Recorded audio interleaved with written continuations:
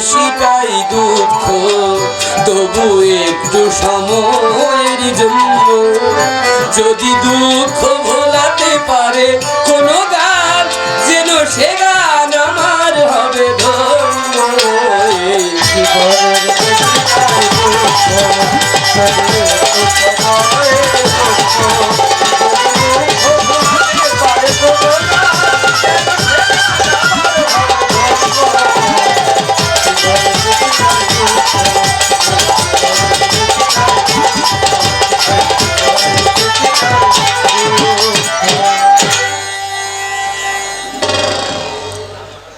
সারা রাত্র ভরে উভয় শিল্পী চেষ্টা করি আপনাদের মনের গান বা আপনাদের মন রঞ্জিত করার মতো যে গানগুলো, ওই গানগুলো করার জন্য।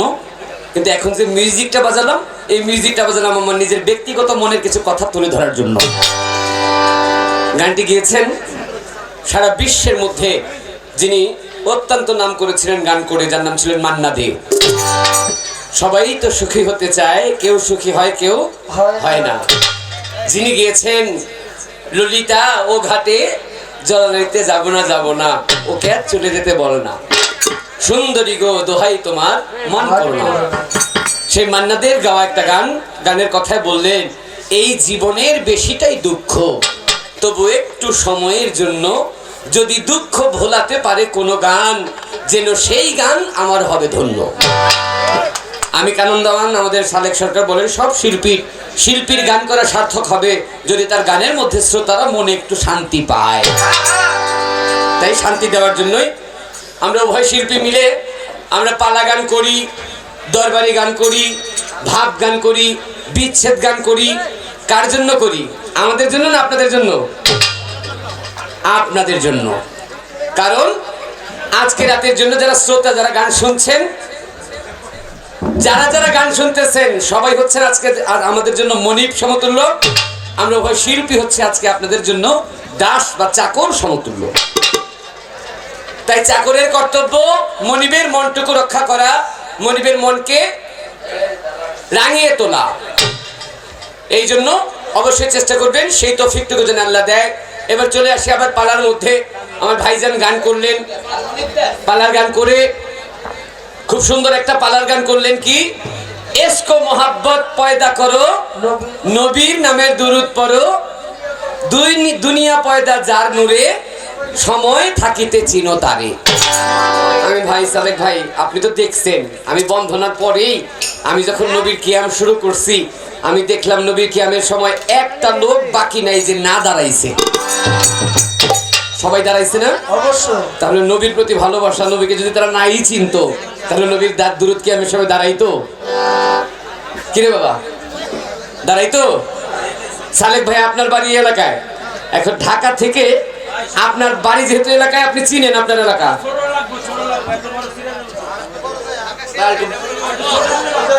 ভাইটা সাইজে বড় হয়ে গেছে, আচ্ছা থাক। আরে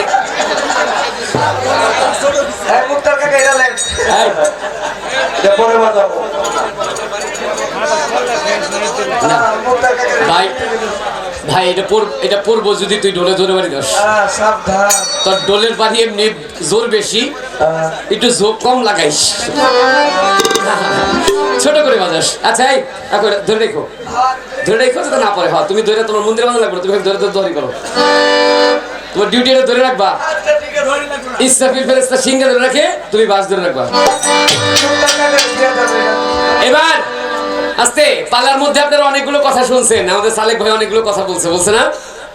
তো অনেকগুলো কথার মধ্যে আমার কাছে ওনার কোনো কথাই খারাপ লাগে না, এই কথাগুলো ভাল লাগছে। তো আমার ভাল লাগছে, তারপরে সালেক ভাই কইতেছে দেওয়ান সাহেব রাগ করতেছেন, নাও চোরার পকল হইছো না, কইলাম না বাকি থইলাম না।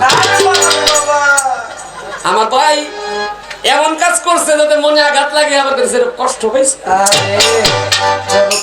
আমার ভাই এদিকেও কয় ওদিকেও কয়, এটা হচ্ছে এদিকে ওদিকে, এটা কামটা একমাত্র ঢুলি, এদিকেও বাড়ি দিব ওদিকেও বাড়ি দিব।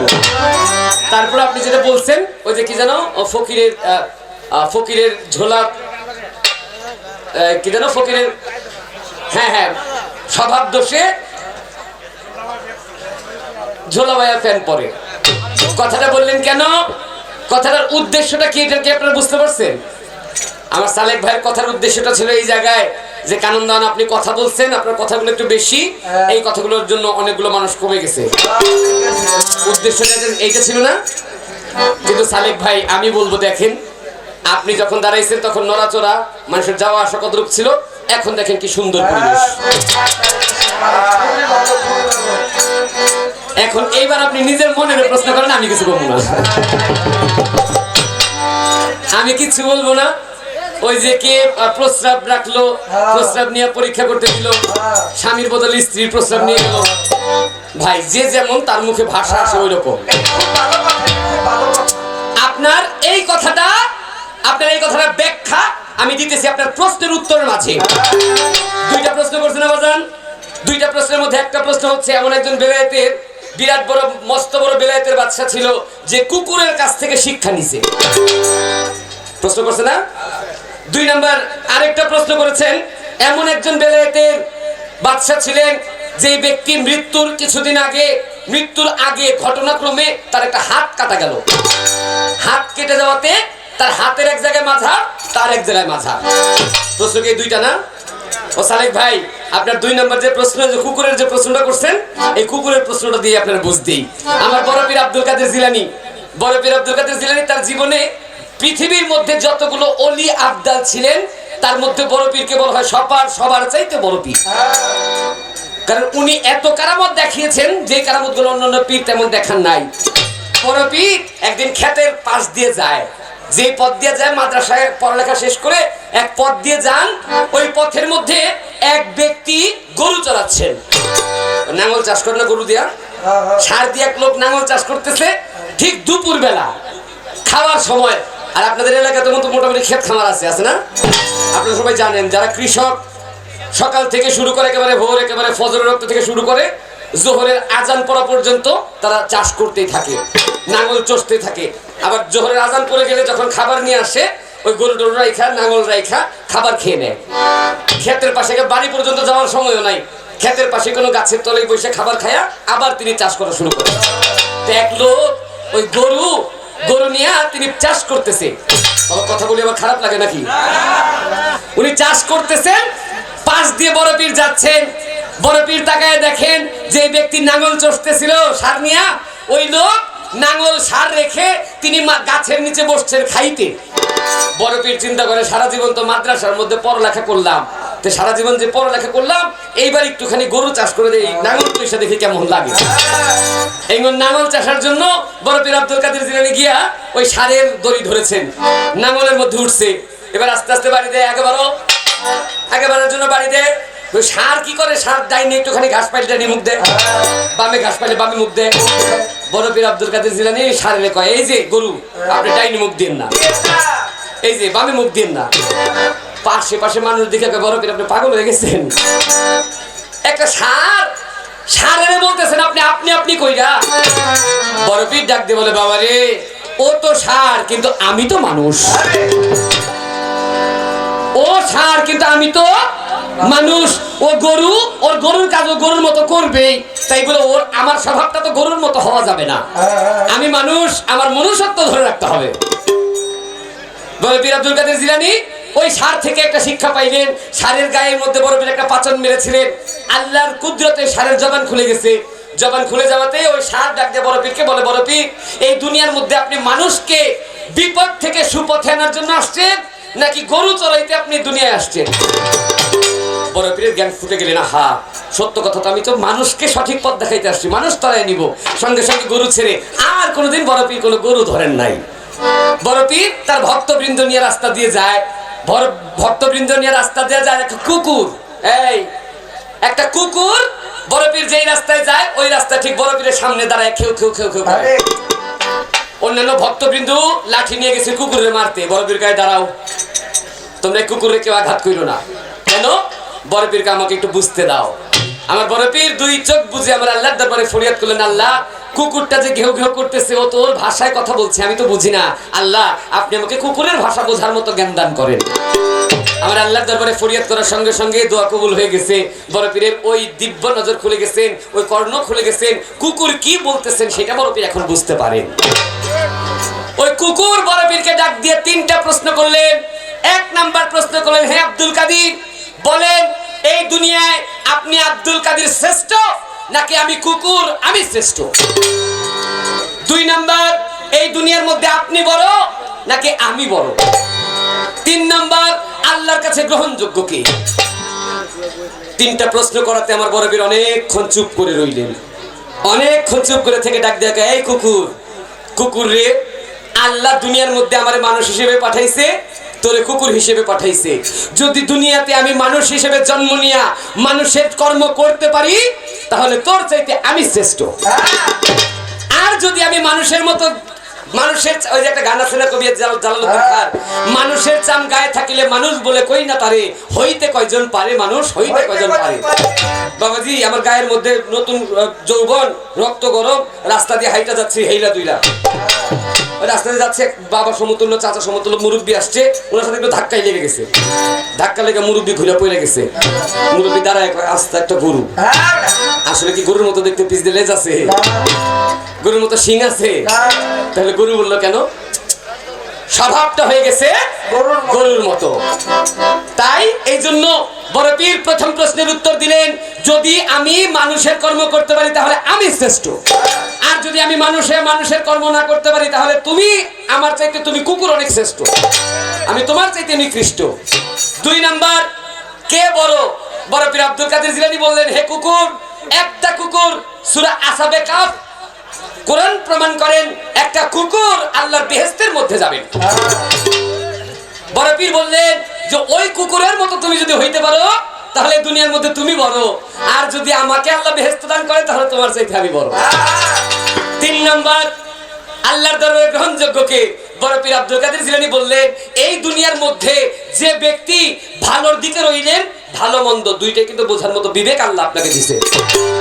বাবা রাস্তা দিয়ে অনেক এমন এই বর্তমান জমানায় এই কলির কালে আপনারা দেখবেন অনেক অনেক যুবক ছেলেরা চায়ের দোকানের মধ্যে আড্ডা মারে না।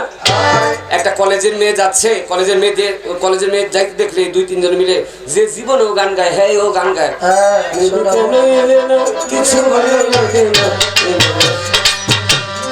ওর বাপের জন্য কিন্তু গান জানে না, তারপরেও গাইতে পারে।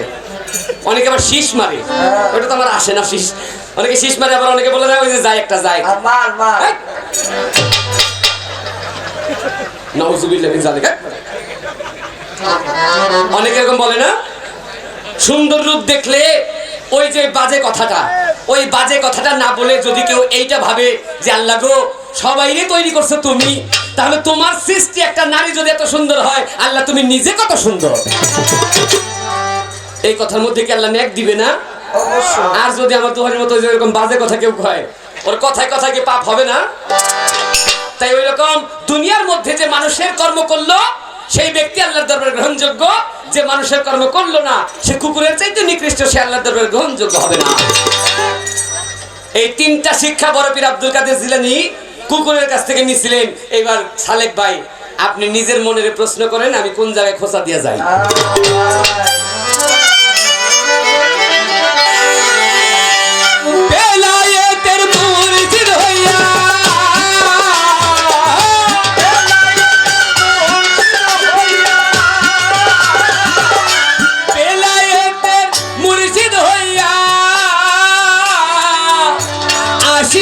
দিনের নবী আমার, আসিলেন দিনের নবী, মুর্শিদকে না ভুললে কিয়া রাসূল পাবি,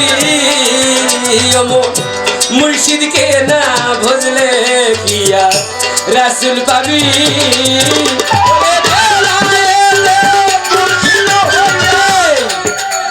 বাবাজি আস্তে গান তো শোনেন, গানের মধ্যে যে একটা কথা না বললে কিন্তু গানের সার্থকতা আসে না। সালেক ভাই যেভাবে বললেন শুধু গান গামো না, দুইটা কথা বলতে পারি। হ্যাঁ, বেলায়েতের মুর্শিদ হয়ে আসিলেন দিনের নবী, মুর্শিদকে না বুঝলে কি আর রাসূল পাবি।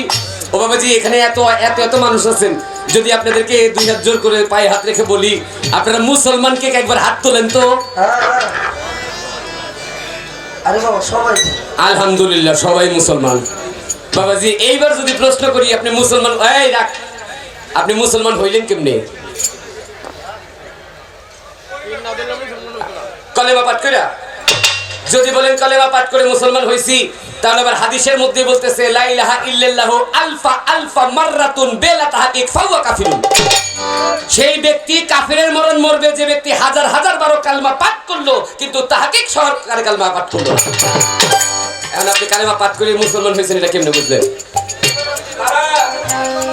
আবার অনেকে আছে ভাই, আবার অনেকে মনে করতে পারে আমার বাবা দাদা ছিলেন মুসলমান, আমার মা বাবা মুসলমান, মুসলমানের ঘরে জন্ম নিচ্ছে, আমি মুসলমান। অনেকে এমন ভাবে না? ও বাবাজি, বাবা যদি চেয়ারম্যান হয়, ওই চেয়ারম্যানের ক্ষমতাকে ছেলে প্রকাশ করতে পারে?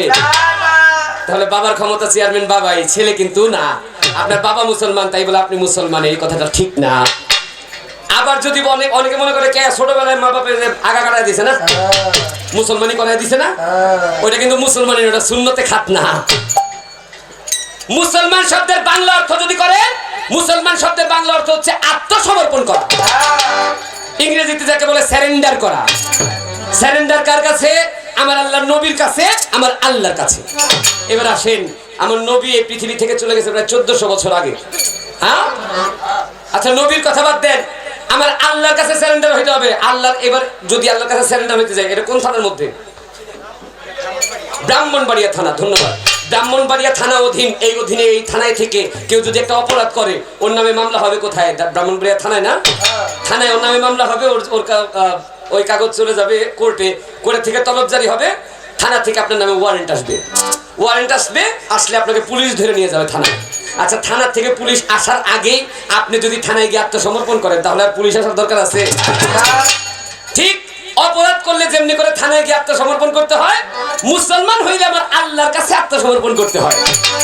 এবার ব্রাহ্মণবাড়িয়ার মধ্যে থেকে যদি আপনি অপরাধ করেন, ব্রাহ্মণবাড়িয়ার ঠিকানা থানা আছে, আল্লাহর কাছে আত্মসমর্পণ করতে হলে আল্লাহর নাম ঠিকানা দরকার না? অবশ্যই দরকার, অবশ্যই আল্লাহর নাম ঠিকানা দরকার। আর আল্লাহর নাম ঠিকানা যদি দরকার হয়, তাহলে আমার বেলায়েতের মধ্যে আসতে হবে। এই বেলায়েতের যুগে একটা বেলায়েতধারী পীর মুর্শিদ যারা, যেমন আমার খরম শাহ বাবা, একজন আলী, আমার কেল্লা শাহ বাবা, শাহালি বাবা, গনিশা বাবা, ভান্ডারি বাবা, তাদের মতো অলি আল্লাহর কাছে গিয়ে আত্মসমর্পণ করলে আমার আল্লাহর কাছে আত্মসমর্পণ করা হয়ে যায়। কারণ আল্লাহ তার কোরআনের মধ্যে বললেন, মানুষ যখন আল্লাহময় কর্ম করে, মানুষ আল্লাহময় কর্ম করতে করতে করতে করতে করতে করতে এমন একটা সময় আসে, আমি ওই বান্দার হাত হয়ে যায়, আমি আল্লাহ বান্দার পা হয়ে যায়, আমি আবার আল্লাহ বান্দার মুখ হয়ে যায়। ওই বান্দার মধ্যে আমি আল্লাহ নিহিত। ওই বান্দা যা বলে আমি আল্লাহই তা বলি। বাবা, যে ব্যক্তি বাদাম বিক্রি করে ওরা কি বলেন? বাদামওয়ালা। যে রিক্সা চালায় রিক্সাওয়ালা। আর যে আল্লাহর নিয়ে খেলামেলা করে আল্লাহওয়ালা, অলি আল্লাহ। তাই অলি আল্লাহর কাছে গেলে, যে ব্যক্তি অলি আল্লাহ পীর মুর্শিদের কাছে গেলেন, মুর্শিদের কাছে গেলে মুর্শিদের রূপে যেই মুর্শিদ সেই তো রাসূল, ইহাতে নাই কোনো ভুল, খোদাও সে হয়। তাই বেলায়েতের মুর্শিদ হইয়া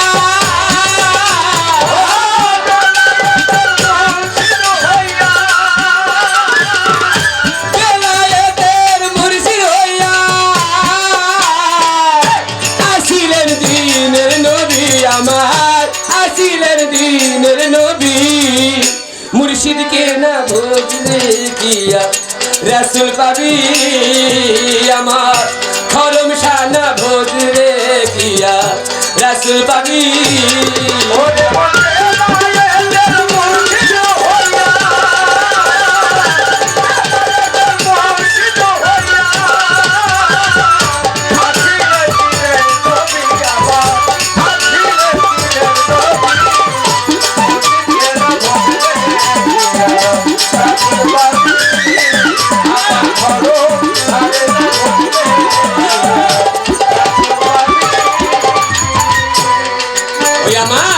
নবী জন্ম নিলেন মক্কায়,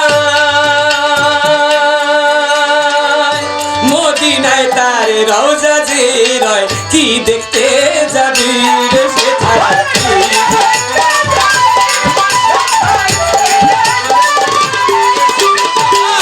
নবী জন্ম নিলেন মক্কায়, মক্কায় যাইয়া খুঁজলে নাহি পাওয়া যায়, কি দেখতে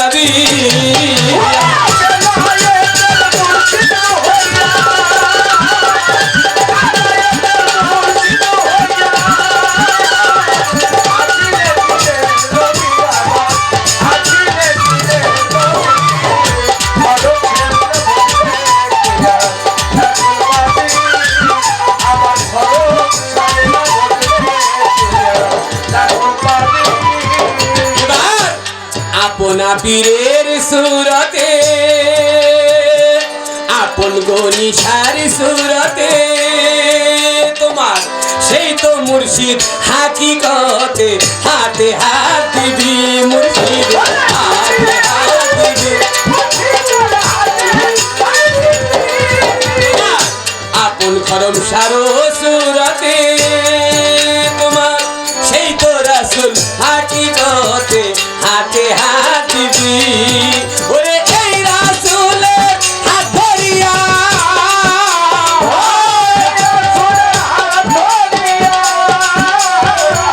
খরম সারো আমার গনি সারো ভান্ডারির কেল্লা সারো ঢালির মুর্শিদের হাত ধরিয়া পুলসে রাত পার হইয়া যাবি মানুষ পুলসে রাত পার হইয়া যাবি মুর্শিদকে না বুঝলে কিয়া রাসূল পাবি খলিল ভাই মুর্শিদকে না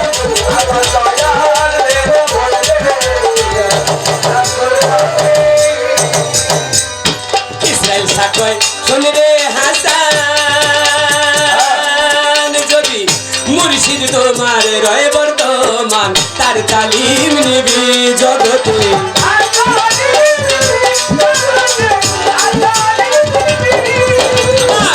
ইসরাইল সাকয় শোনে রে হাসান তোমার যেই রাসূল রয় বর্তমান তার তালিম নিবি রে ভাবে তার তালিম নিবি রাসূল আমার বান্দার হায়া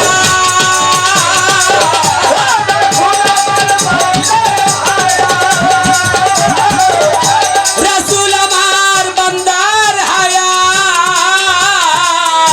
হায়াতুল মুরসালিন নবী ভাবে হায়াতুল মুরসালিন নবী মুর্শিদকে না বুঝলে কিয়া রাসূল পাবি ভাবে মুর্শিদকে না বুঝলে কিয়া রাসূল পাবি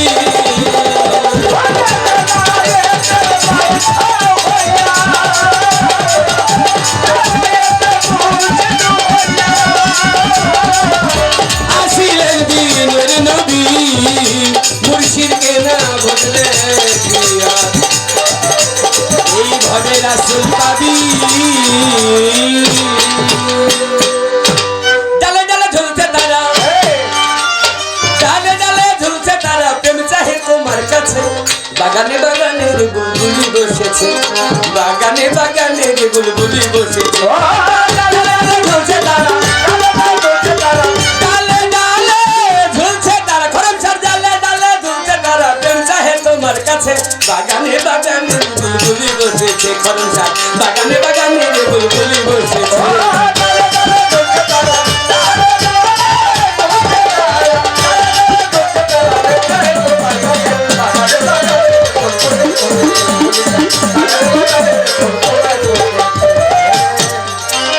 আমার কাছে যেইভাবে তে জিজ্ঞাসা করে ভুলি নাই কথা আমার মনে পড়ে যেভাবে তে আসরে তে জিগাইয়া যায় বলেন কানন দেওয়ান আপনি বলেন রাজসভায় আসরেতে আরেক প্রশ্ন আমার কাছে করে কানন দেওয়ান দাঁড়াইয়া বলিবেন আসরে এমন একজন বেলায়েতের বাদী সাজেছিল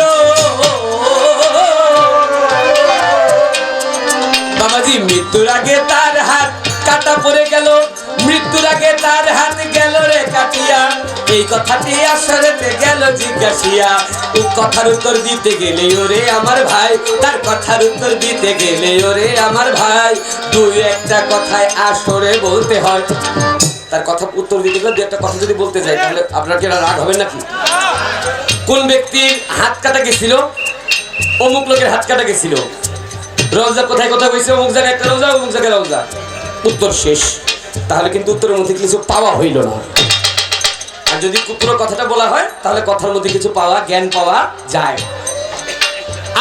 আমার নবী মুস্তাফায় আমার দিনের নবী এই দুনিয়ায় যখন বাবা ছিল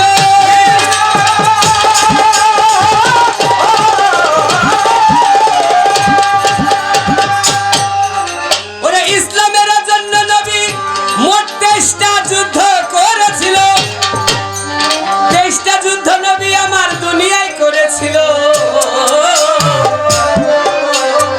17টা যুদ্ধের মধ্যে নিজেই অংশ নিল। 17টা যুদ্ধের মধ্যে নবী আমার যায়, আরো 6টা যুদ্ধে তাঁবুর মধ্যে বসা মোস্তফায়। 17টা যুদ্ধের মধ্যে একটা যুদ্ধ ছিল, যে যুদ্ধটা দুনিয়াতে ভয়ঙ্কর হইল। বদরের যুদ্ধ তাহার সবাই বলিলাম, আমি বদরের যুদ্ধ তাহার সবাই বলিলাম, ওই বদরের যুদ্ধেতে কি হইল কাম। আমাদের বর্তমানে এক দেশের সাথে বাংলাদেশের সাথে ভারতের যদি যুদ্ধ লাগে, তাহলে যুদ্ধ লাগলে ভারতের যে সেনাবাহিনী তাদের একটা পোশাক আলাদা, আমাদের বাংলাদেশের সেনাবাহিনী তাদের পোশাকটা আলাদা। পোশাকের মধ্যে ব্যবধান আছে না বাবা? আছে। দুই দেশের মধ্যে কিন্তু একটা বাউন্ডারি আছে।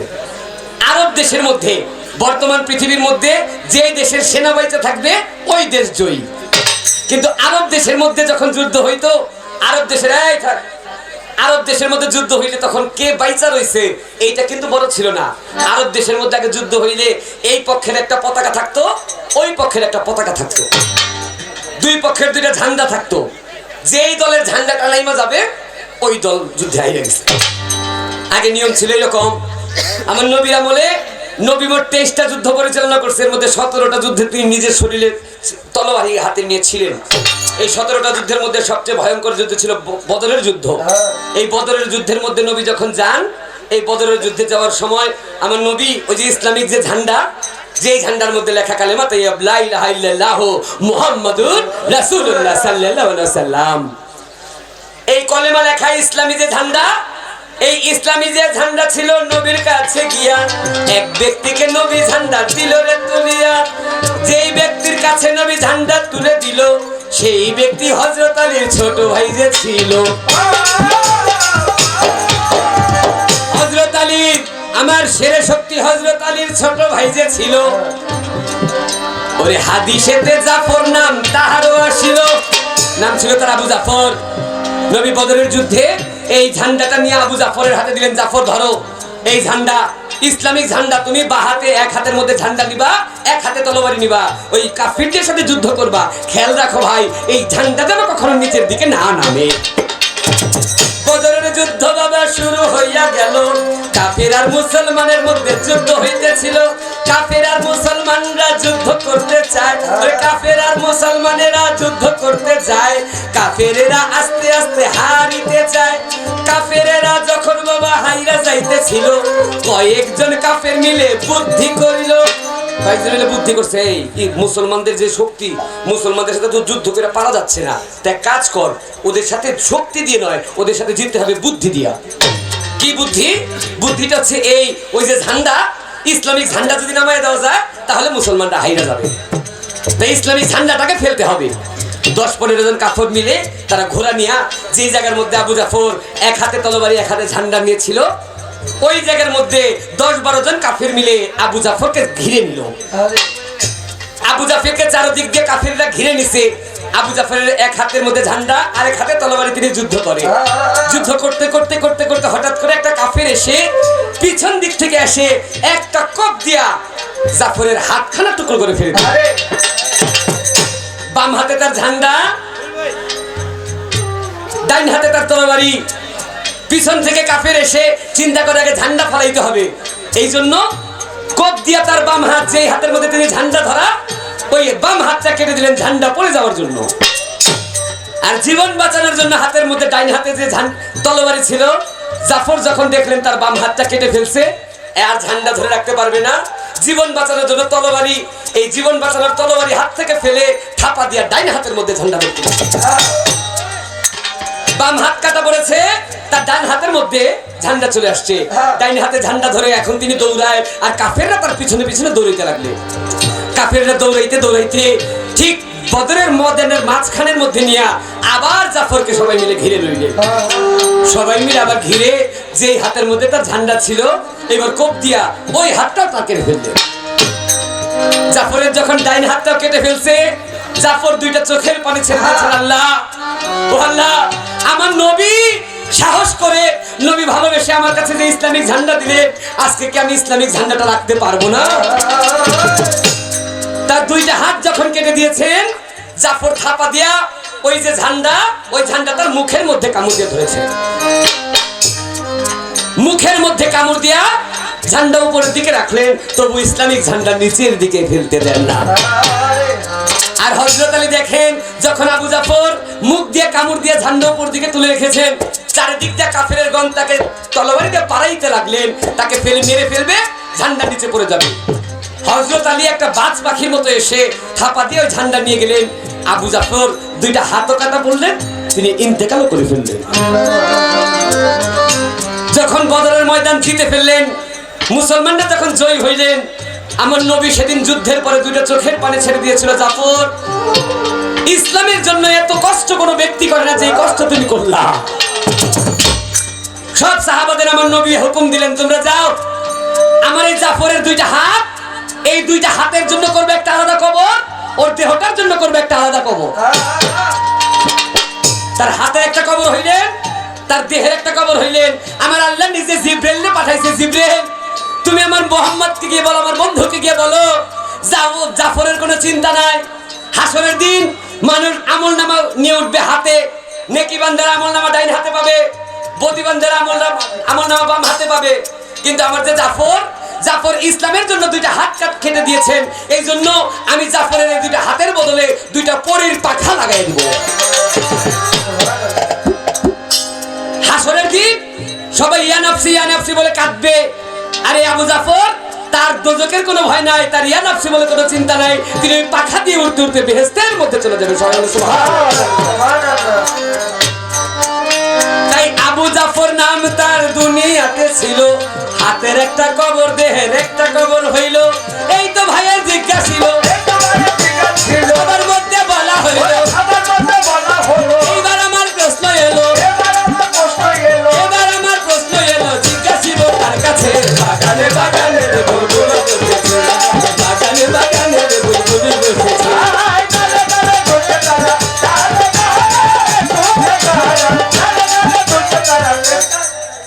আস্তে ভাই, আপনার কাছে আমার একটুখানি জানার বিষয়, আপনি বলবেন, এই দুনিয়ার মধ্যে এমন একজন নবুয়তধারী ছিলেন। নবুয়তধারী, মোহরে নবুয়ত নয়, নবুয়তধারী। নবুয়ত হচ্ছে দুই প্রকার, একটা হচ্ছে সাধারণ নবুয়ত, আরেকটা হচ্ছে মোহরে নবুয়ত। 312 জন নবীর কাছে ছিলেন নবুয়ত, আমার রাসূল আকরাম হযরত মুহাম্মদ সাল্লাল্লাহু আলাইহি ওয়াসাল্লামের পৃষ্ঠদেশে ছিলেন মোহরে নবুয়ত। একটা নবুয়তধারী নবীর জন্য, একটা নবুয়তধারী নবীর একটা কাজের জন্য আল্লাহ দুনিয়ার মধ্যে 3টা নবী পাঠাইছে। আপনার কাছে আমার জানার বিষয়, আপনি বলবেন, একটা নবীর একটা কাজের জন্য, সাধারণ একটা কাজের জন্য দুনিয়ায় 3টা নবী পাঠাইছে। ভাই আমি আর অনেক শিল্পীর প্রশ্ন করছিলাম, এই প্রশ্ন করার পর কে জানেন না, আমার নবী হযরত মুহাম্মদ সাল্লাল্লাহু আলাইহি ওয়াসাল্লাম ইসলাম প্রচার করতে দুনিয়া আসছিল, তার জন্য 313 নবী জনতা পাঠাইছে। কিন্তু না, ঈসা নবী যখন দুনিয়ায় আসছে, ওনার কাছে কিন্তু ইসলাম আসে নাই, আসছে খ্রিস্টান ধর্ম। মুসা নবীর কাছে ইহুদি ধর্ম, কিন্তু একমাত্র ইসলাম ধর্ম আসছে আমার দিনের নবী মুহাম্মদ সাল্লাল্লাহু আলাইহি ওয়াসাল্লামের কাছে। ওইটা ছিলেন তো আমার আল্লাহর আদেশ, ওইটা আল্লাহর কর্ম, ওইটা নবীর কর্ম না। একটা নবীর একটা কর্মের জন্য 3টা নবী দুনিয়া আসছিল, 3জন নবীকে কর্মটা ছিল কি? এটাই আমার একটি কথা, বলবেন বলবারতা, বলবেন বলবারতা, চাহিতেছে আপনার কাছে, বাগানে বাগানে দুইটা না প্রশ্ন, একটাই রাখলাম, যেহেতু রাত্র গভীর, 2টা প্রশ্ন না করে একটা প্রশ্ন করি। তবে আমার ভাই একটা কথা বলছেন, আমার কাছে বাইরে থেকে শুনে কথা ভালো লাগছে, কয় যে ফকিরের আমার কানন বাইরে যেমন চাপা ভাঙ্গা, ফকিরের এরকম চাপা ভাঙ্গা ছিল। আমি বাইরে গিয়ে আয়না দেখি আমার চাপা কোন দিকটা ভিতরে গেল। ভাই আপনি চাপা ভাঙার কথা বলতেছেন, আপনি কি জানেন এই দুনিয়ার মধ্যে সবাই আমরা আশেক, কিন্তু আশেকের আশেক, পাগলের পাগল, সবচেয়ে বড় পাগল ছিলেন আশেকের রাসূল ওয়াস করুনি। ওয়াস করুনিকে যদি কেউ দেখতো, মানুষ ভাবতো এই লোকটা বোধহয় বছরের মধ্যে, 1 বছরের মধ্যে কিছু খায় নাই, গায়ের মধ্যে তার মাংস তেমন নাই। আরে এর চাইতে ভালো, এর চাইতে বড় আরেকটা, আপনাকে আরেকটা প্রমাণ দিয়ে যায়। 36 বছর না খেয়ে সাধনা করে চাপা ভাঙ্গা তো দূরের কথা, শরীরের মধ্যে মাংস ছিলেন না, যার নাম ছিলেন শেখ ফরিদ আউলিয়া। ভাই আপনি চাপা ভাঙার কথা বলছেন, আমি বলবো যে শেখ ফরিদ আউলিয়ার মতো যদি দেহের সবগুলো মাংস দিয়েও দেহের সব শেষ করে যদি আমার প্রভুর দেখা পায়, তাহলে তাতে আমার জীবন ধরবে। কইলাম বিচ্ছেদ একটা গান গাইব বিচ্ছেদ একটা গান গাইব আপনাদের সবার কাছে বাগানে বাগানে ফুলগুলা কোনে বাগানে বাগানে ফুলগুলা কোনে ও দাদা দাদা কোনে দাদা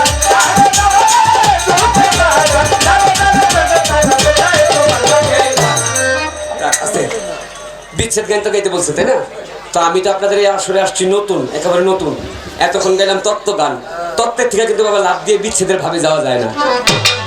বিচ্ছেদের ভাবে যাইতে হলে মনে আমার একটু নরমতা আনতে হয় না? আগে ছোট্ট 3 থেকে 5 মিনিটের মধ্যে ছোট্ট একটা ধোয়া গান করি, একটা ধোয়া গান করে আগে মনটাকে নরম করে বিচ্ছেদের ভাবে আনি। কারণ বিচ্ছেদের মধ্যে আগে যদি যাইতে হয় তাহলে প্রেম করতে হবে, আর যদি প্রেমের মধ্যে যাইতে হয় প্রেমের মধ্যে 5টা ভাব। প্রেমের 5টি ভাবের মধ্যে সর্বপ্রথম ভাব হচ্ছে দর্শন। দর্শনের পরে মনে জাগে একটা আকর্ষণ। ওরে দেখলে আমার কেমন যেন লাগে রে, তোরে দেখলে ভালো লাগে রে শ্যামকালিয়া, আমার সালেক ভাইয়ের মতো কালোরে দেখলে ভালো লাগে। আমার ভাই আকাশ দল লিখছেন তোরে দেখলে ভালো লাগে শ্যামকালিয়া। তাহলে প্রথম ভাব দর্শন, দর্শনের পরে মনে জাগে একটা আকর্ষণ। আকর্ষণ জাগলে তখনই করে আত্মনিবেদন, বন্ধু তোমাকে দেখলে কেমন লাগে, আমি তোমারে ভালোবাসি। আমাদের বর্তমান যুগে তো ইংরেজিতে বলে আই লাভ ইউ। আত্মনিবেদনে আবার যদি দুইজন রাজি হয় তখন হয় মিলন, আই লাভ ইউ টু। যখন আত্মনিবেদনে দুইজন রাজি হয়ে যায়, তুমি আমার ভালোবাসো আমিও তোমার ভালোবাসি, তখন হয় মিলন। এই মিলন থেকে একজন যখন আরেকজনকে ছেড়ে দূরে যায়, যেমন আমার খরম সাহেব আজকে আমাদের চোখের আড়াল। যারা ভক্তবৃন্দ তারা সারা রাত্র ভরে আজকে বসে আছে, যদি এক নজরের জন্য আমার বাজানকে আমি দেখতে পারি। আজকে ছোট্ট করে একটা ধোয়া গান করে ওই ভাবের আসরে নিয়ে ছোট্ট একটা ভাব গান করার চেষ্টা করবো। আরে ও পিরি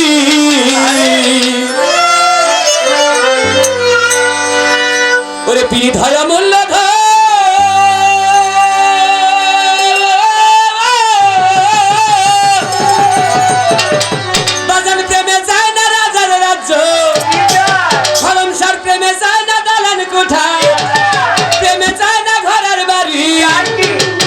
তুই দিবি প্রেমে যায় না ঘরের বাড়ি, আশেক চায় খরম সারি মন মনরে। পীড়িত যত পীড়িত পীড়িত রতন রে।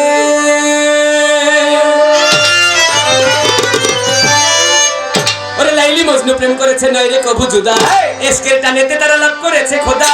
পীড়িতের নাই জাতি কুলমান এই ভেদ ধর্ম ধর্মে, যেমন চণ্ডীদাসেও পাগল হইল রজকিনীর প্রেমে। চণ্ডীদাসে ব্রাহ্মণ ছিল, একটা ব্রাহ্মণের পুত্র হইয়া একটা ধোপার মাইয়ার প্রেমে গেল তার জাতি কুল বলিয়া। রজকিনী ধোপার মাইয়া, তার জন্ম ধোপার ঘরে, কাপড় কাচতে যাইতো সে যে পুকুরের পারে। যেই ঘাটে রজকিনী কাপড় কাচতে যায়, ওই ঘাটের মধ্যে চণ্ডীদাস 12 বছর বর্ষি বয়। 12 বছর পরে রজকিনী একদিন বলে চণ্ডীদাসের ধারে, ঠাকুর কি মাছ ধরেছ এমন শুকনা পুকুরে, কি মাছ ধরেছ 12 বছরে, কও দেখি আমায়। চণ্ডীদাসে বলছে রজকিনী আমি বলতেছি তোমায়, এই মাত্র 12 বছর পর একটা ঠোকর দিল আমার বর্ষির ভিতরে। রজকিনীও চালাক ছিল, কথা বুঝ জানিতে পারে। শুকনা পুকুরের মধ্যে 12 বছর যাবত মাছ ধরে, বর্ষির মধ্যে তো আধারে দেয় না, মাছ পাবে কি? আজকে 12 বছর পরে একটা কথা জিজ্ঞেস করছি, ওর বর্ষিতে একটা ঠোকর দিছে, তাহলে মাছটাই বানাইছে আমি রজকিনী দিই। রজকিনী কয় কি মাছ ধরেছো তুমি 12 বছর ধরে? চণ্ডীদাস কয় একটা ঠোকর দিলে আমার 12 বছর পরে। রজকিনী চালাক ছিল, কথা বুঝিতে পারিল, হাঁটিয়া হাঁটিয়া চণ্ডীদাসের ধারে গেল, বলে কি শুনাইলা প্রাণের বন্ধু, তুমি কি শুনাইলা মরে আমার মনটা নিও মারে আমার পাগলিনী ওরে রে।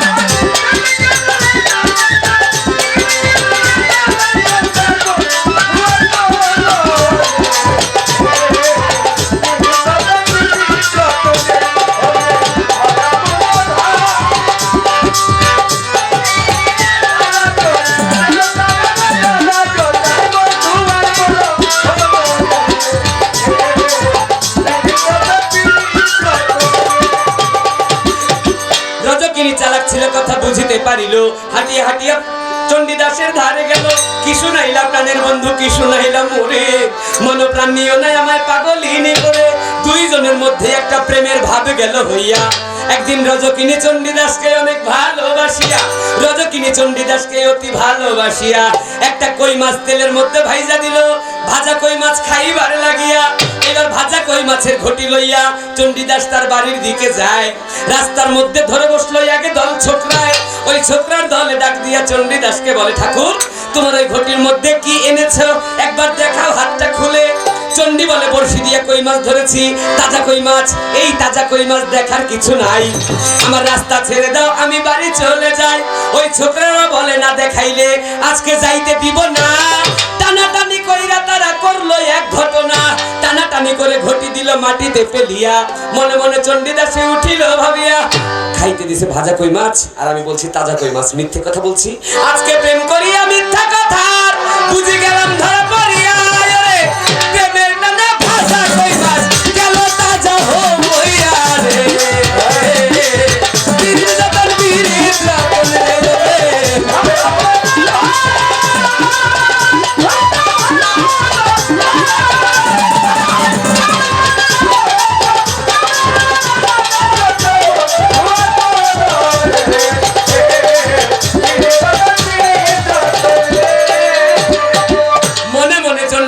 বলে মিথ্যা কথা বলে গেলাম ধরা পড়িয়া।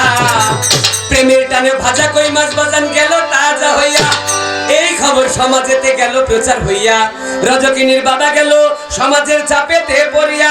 এবার রজকিনীর বাবা তখন সমাজের চাপে পড়ে রজকিনীর বিয়া ঠিক করলো দূরের ঘরে। যে রাস্তা দিয়ে রজকিনী স্বামীর বাড়ি যায়, চণ্ডীদাস ওই রাস্তার মাঝে একটা বট গাছ দেখতে পায়। সমাজের চাপে চণ্ডীদাস রজকিনী দুইজনকে দেখা নিষেধ ছিল। চণ্ডীদাস শেষবারের মতো দেখবে বলে যাইয়া ওই বট গাছে উঠিল। সমাজের চাপে চণ্ডীদাস রজকিনী দুইজনকে দেখা নিষেধ ছিল। চণ্ডীদাস শেষবারের মতো দেখবে বলে যাইয়া বট গাছে উঠিল। আর নিচে দিয়া রজকিনী স্বামীর বাড়ি যায়। উপর হতে চণ্ডীদাসে লক্ষ্য করে চায়। আস্তে আস্তে রজকিনীর চোখের আড়ালেতে গেল। চণ্ডী ভালো করে দেখবে বলে গাছের মাথা দেহে উঠিল। গাছের কাঁচা ডালে ভর মানে না, চণ্ডীদাস ভাঙ্গে গেল পরি। সঙ্গে সঙ্গে চণ্ডীদাসে ডান পাখি যাই হুরি রে। বীরের যতন বীর যতন রে।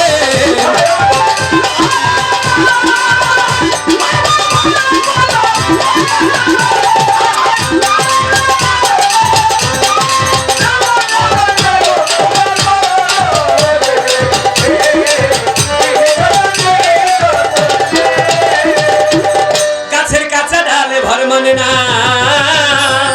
চণ্ডীদাস ভাঙ্গা গেল পরি। সঙ্গে সঙ্গে চণ্ডীদাসের প্রাণ পাখি যাইছে। খবর পাইয়া রজকিনী আপন স্বামীর ধারে বলে, স্বামী গো, স্বামী আমার একটা বাল্য বন্ধু চণ্ডীদাস গাছ হইতে পড়ে গিয়ে আছে মরে। স্বামী আপনি আদেশ দিলে একবারের জন্য দেখতে যাইতে চাই। স্বামীর আদেশ পাইয়া রজকিনী শ্মশানে হেঁটে যায়। হাঁটতে হাঁটতে রজকিনী শ্মশান খোলায় গেল। যাইয়া দেখে চণ্ডীদাস চিতায় আগুনে পুড়তেছিল। বন্ধুরে তুমি প্রেমের জ্বালা বুঝো না রে। এইভাবে প্রেমের জ্বালা বড় জ্বালা, তুমি প্রেমের ধরো। ওরে হাঁটতে হাঁটতে রজকিনী শ্মশান খোলায় যায়। যাইয়া দেখে চণ্ডীদাসে জ্বলতেছে চিতায়। চণ্ডীদাস তুমি আমার শাখার সিঁদুর আসমানের চন্দ্র তারা, তুমি আমার হাতের সংখ্যায় আমার বেনি উদাস করা। তুমি আমার শাখার সিঁদুর আসমানের চন্দ্র তারা, তুমি আমার হাতের সংখ্যা বেনি উদাস করা। এবার বন্ধু বন্ধু বন্ধু কইয়া রজকিনী ঝাঁপ দিল আগুনে। এক পোড়াতে দুইজনই পুরলো প্রেমেরই কারণে।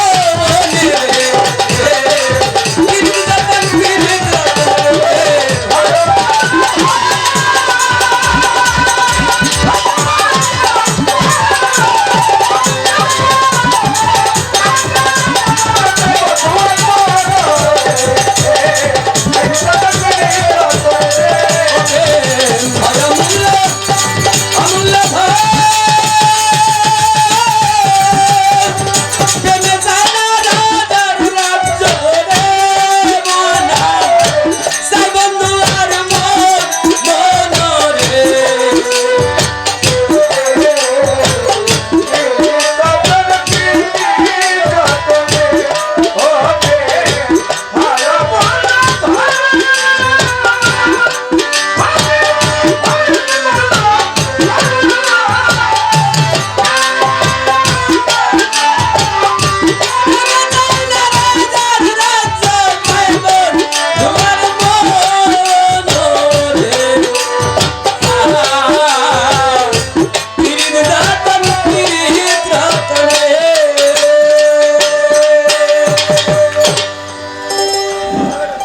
এখন একটা ভাব গান বা বিচ্ছেদ গান গাওয়া যায় না?